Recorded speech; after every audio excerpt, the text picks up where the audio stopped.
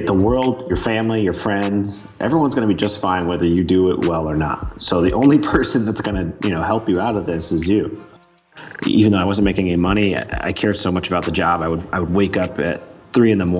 and have a terrible nightmare. I had sweated through the bed because I thought my station was empty.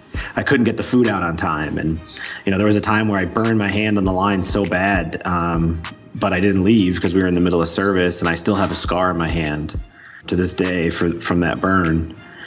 So it's just a level of dedication that is almost a little nutty, but it's kind of what it takes to be that good of a chef.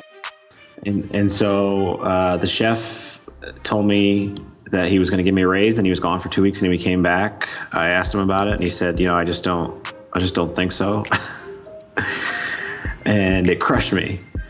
I had to give up my dream of being this fine dining chef and working my way up through the business and earning James Beard Awards and all this stuff that, you go to culinary school for. I had done the work, but in this industry, I was replaceable. And I realized that as much as it crushed me and as much as it took me a couple of years to get back on my feet and get back at it, it was a really good lesson that no one's really going to value you as much as you value yourself.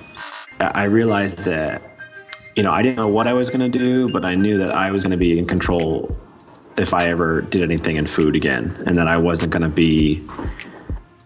just wasn't going to be beaten. I wasn't going to be put in a situation where someone could control my life like that.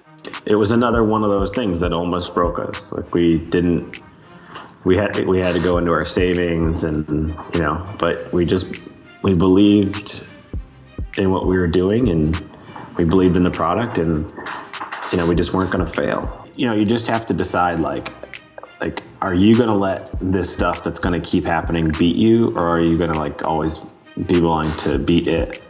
And I just tried to keep in perspective that, it was hard, but it wasn't like I was trying to, start a business in Nigeria or Kazakhstan.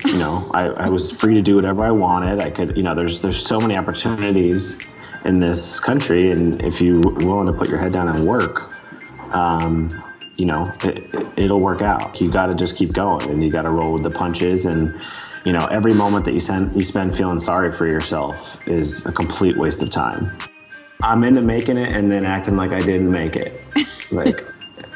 That's such a perfect line. You got to keep, every day is a new day. You got to keep going no matter where you are. You're not done. And you got to just keep going. People say life is short, and I think that's such BS. Life is really long, and you get lots of opportunities to change habits and to change the patterns of the things that you're doing that aren't getting you where you're going. The reason why life feels short for a lot of people is because they keep doing the same dumb shit over and over again.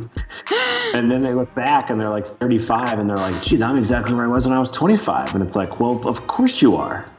Right.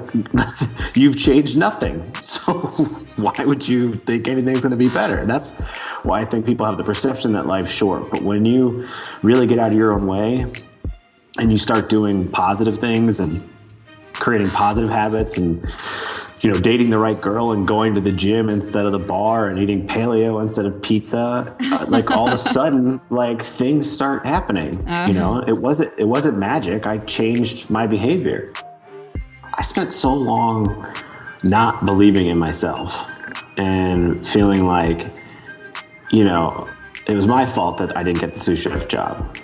It's my fault that I can't find a good job. It's my fault that there's something wrong with me. When there was nothing wrong with me. It's just that life's hard. Life's really, really hard. And I spent too much time kind of feeling sorry for myself, which is why that's the thing that I focus on not doing the most now, because it just is such a momentum stopper. And you exude that you feel sorry for yourself, and you don't realize it, that you're kind of being a mope. And so I wish I'd just tell myself that don't be so hard on yourself. Don't waste so much time beating up on yourself, and just kind of enjoy it.